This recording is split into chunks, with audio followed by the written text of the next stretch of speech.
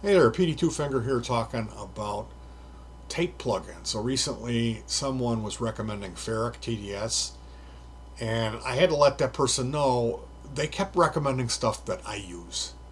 They're they make music in a similar format, which means in the box on the computer, and they kept like recommending me stuff that I use.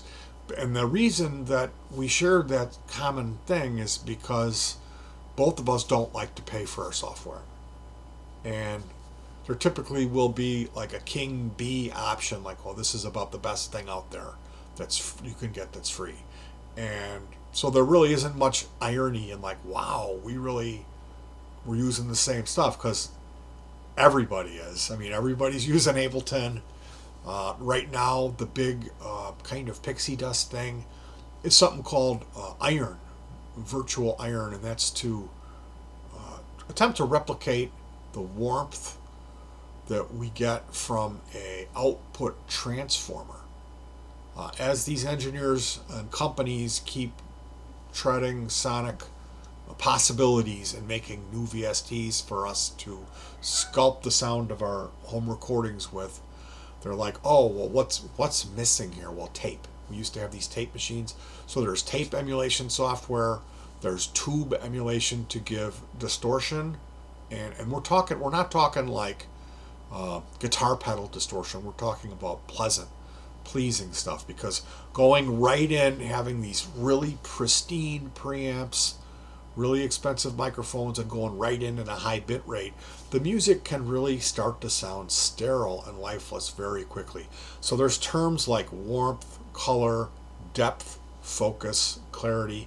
All of this stuff is it's terms to try to ape what we used to get when we ran our music through a real large mixing board full of tube preamps and tube compressors and all these different transformers, speakers and mics, different things, that all of that provides a certain type of coloring or tone that we're lacking now. If we just go straight into the computer and you have that digital. Now, when people say digital, it can be all sorts of things. It could be they're talking about an old guitar multi-effector. Uh, you could be talking about a pixelization, like a low bit rate, like cell phone effect. So we got to really be descriptive when we're going about this process of talking about audio. So for me, uh, stuff like the Waves tape deck is good. The Ferric TDS is good, although this stuff is subtle. Um, it's the type of thing to use it properly. It depends on the source material. It depends on the quality. Do you have golden ears? It depends on your monitors. Are you a guy that's mixing through headphones or mixing at low levels in an apartment on just computer speakers? I mean, all this stuff, it really comes into play quite a big percentage when we're talking about something as subtle as like a tape plugin. So Ferric TDS, good stuff. Waves, good stuff, but you got to pay for it. There's another one I ran into today, and this one we're gonna go back here, looking at, if I were to go to Google right now, I would type in CD Soundmaster, and that's all no spaces.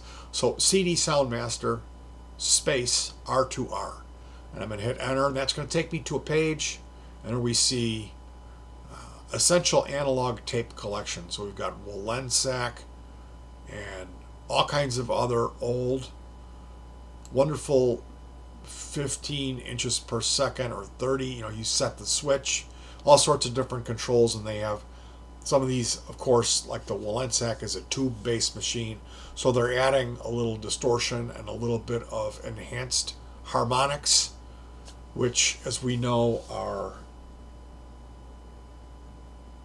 Dumble said a harmonic cannot survive in a solid state environment, that the harmonics thrive in a tube environment. So getting some of that magical pixie dust, this is one option for you. You can check out CD Soundmaster and pick up the R2R suite. Also, Ferric TDS is highly recommended. Now, again, even the Waves tape deck that comes with the Abbey Road suite, those the Abbey Road suite, I really like their plate reverb. I really like that. The tape stuff. Now today I found something. I have to kind of explain myself through the process that I've developed to record songs and my rig and how I'm hearing the final product. I'm getting away with not having to use something like that because of the recording process, how I EQ my stuff, the compressors that I use, and the mastering. I use Ozone 5 is what I use. So through all of that, I am happy with my results without having to implement any of these tools. And when I did implement them, I found it to be it wasn't worth waiting for the track to process. It just didn't do it for me. Now, when I hear lo-fi bands like King Gizzard or the Lizard Wizard, especially their old stuff when they were using those crappy mics through guitar amps for their PA, like the Willoughby's Beach or the 12 Bar Brews, how wonderfully distorted those recordings are. And then I listen to my stuff and I'm like cringing because it sounds so digital. I'm like, I need to find a happy medium here. So I'm going to have to start trying to, like I said, I was recommended by this guy and I had tried this stuff and I'm thinking it's snake oil. Well, maybe I'm not doing it right. So I need to keep it all. I need to live by my own words and say, you shouldn't be a pro tech and expert and just write everybody's advice off. So maybe I need to go back and give it a second look. But while I'm doing that, I found some cassette plugins. Now there's Sketch Cassette, and that runs $20, so that's a cheap plugin. And this thing, I'm telling you, it's fantastic. You're not gonna know whether is it on or is it off? Like you can tell, this thing sounds excellent, and it distorts and it lowers the fidelity, and it also has that wobble, like that vibrato, wow, and flutter. But you can adjust all of that. So I'm highly recommending you check out Sketch Cassette. If you weren't aware of this, it's a really it's a neat looking, very plain. It's got a picture of a cassette. And then there's a very similar one by KLVGR or Clevgrand. I thought Klanghelm was a funky name for a VST. Well, you got one to keep it company. Clevgrand has something called DAW cassette. And I actually went to one of the usual places and found R2R install or Whereas install of that today. So I have version 1 of that installed. And looking at it here, I'll just quickly describe the features for you. There's all kinds of demos of this. There's a demo of a young African-American guy, and I really enjoyed that demo. He put together a hip-hop type, like 4 or 5 track little song where he used it to great effect. So you can check that out. He was using the motor quality, and the motor quality is basically the vibrato. He called it a phaser, but he put that on one of the melodic synthesizers and almost gave it like an electronic piano that had a tremolo setting on it. Gave it that, I've heard that classic electric piano or synth sound before. While you don't necessarily want to run that warbling vibrato on the drums or some important tracks, as an effect, it works very well. So we're looking at this. It's a very plain looking, almost like it's hand drawn picture of a cassette. There's a tape quality knob, a head quality, then the motor quality, which again gives you your vibrato, input gain, output gain controls, and a dry wet mix. So this is really handy. Again, we have some switching for tape type, normal, chrome, or metal, from left to right. And when you get into that metal tape, you're going to get a fuller frequency response on the low end.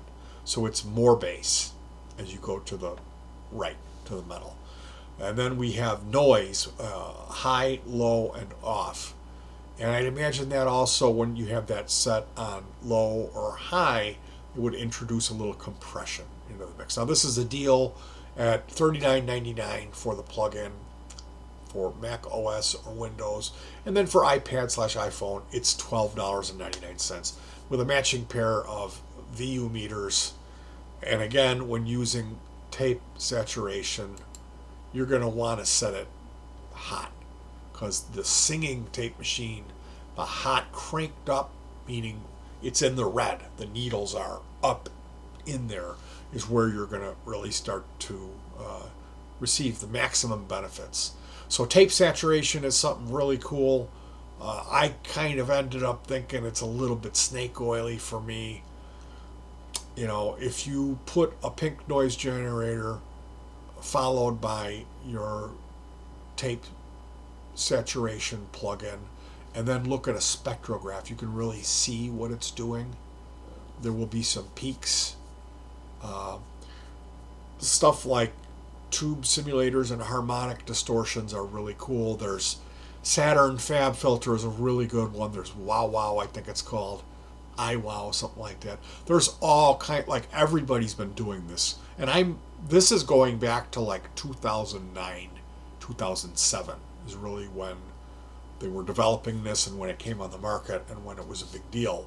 So this is how far behind. I'm generally 5 to 10 years behind the curve about the stuff that I get into, including bands.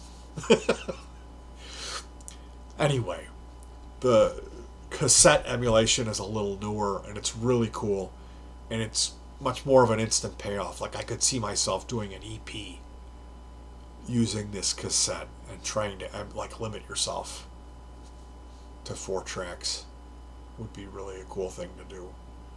And using it on all 4 tracks, implementing that mix knob, and then maybe doing a master run on it, mastering it and really knocking it further down, you know.